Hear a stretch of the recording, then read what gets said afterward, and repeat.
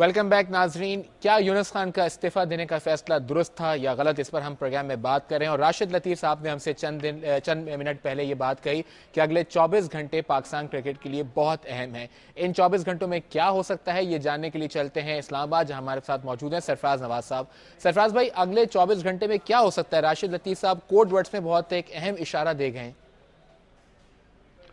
देखें, जो राशिद लतीफ़ साहब कह रहे हैं उससे तो यही है कि बोर्ड को फारग किया जा सकता है। अहम फैसला तो इसके अलावा और सामने नजर नहीं आ रहा। अब आप देखें कि ये यूनुस खान की इंतखाब आलम से लड़ाई चल रही थी और आपने भी वाज़ह तौर पर प्रिंट मीडिया और इलेक्ट्रॉनिक मीडिया पे ये वाज़ह तौर पर आया, यावर सईद की भी लड़ाई चल रही थी। तो मेरा ख्याल है कि इंट्रीग यही चली है कि इसको फारिग किया जाए। और जो मैच फिक्सिंग के इल्ज़ामात हैं, ये तो आप देखें कि मोहम्मद अली साहब ने कराची में ये बयान दिया कि जी मैच फिक्सिंग ज़रूर हुई है और ये अंपायरों ने किया है। तो इसमें देखें, मैच फिक्सिंग में तो राशिद लतीफ़ साहब ने खुद भी कहा है कि मैच फिक्स होते हैं। इन जब ये बैटिंग कर रहे थे इंग्लैंड के खिलाफ, इनको अंदर ग्लव्स भेजे गया और कहा गया कि आप आउट हो जाएं ताकि ये वाइट वॉश हमने फिक्स किया हुआ है।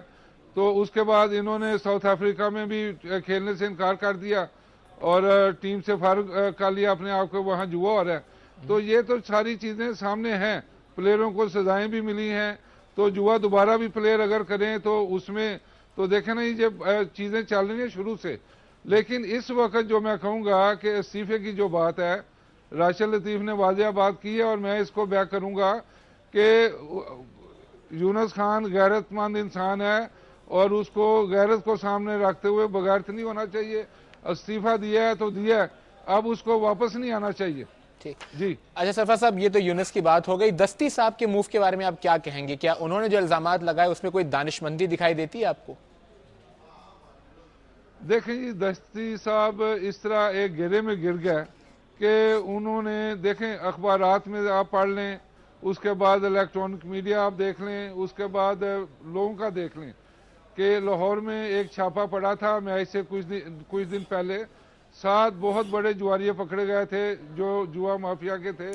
उसके बाद फिर उनकी ही किताबों से देखकर पूरे मुल्क में 100 आदमी मजीद अरेस्ट हुए। तो ये बात वाज़ेह हो गई कि फिक्सिंग हो गई है, इस तरह की चीज़ें। और जब ये चीज़ें आप इधर उधर से फ़ोन करें दस्ती साहब को कि जी हमने ये पढ़ा है, ये हो गया है, पुलिस की रिपोर्ट आ गई, तो इन चीज़ों से तो फिर कुछ ना कुछ तो करना पड़ेगा। इसको अगर फ्री हैंड जाने दें तो उसमें भी स्काइमा कमेटी की बेइज्जती है कि जी इन्होंने कोई एक्शन नहीं लिया। तो ये मैं कहूँगा कि वो मजबूर होकर शायद उन्होंने ये अपना थोड़ा सा हेस काम किया है। लेकिन उसके बाद आप देखें सिंध के जो मिनिस्टर फॉर स्पोर्ट्स हैं, उन्होंने टीवी के ऊपर वाज़ेह आके कह दिया फिक्सिंग है।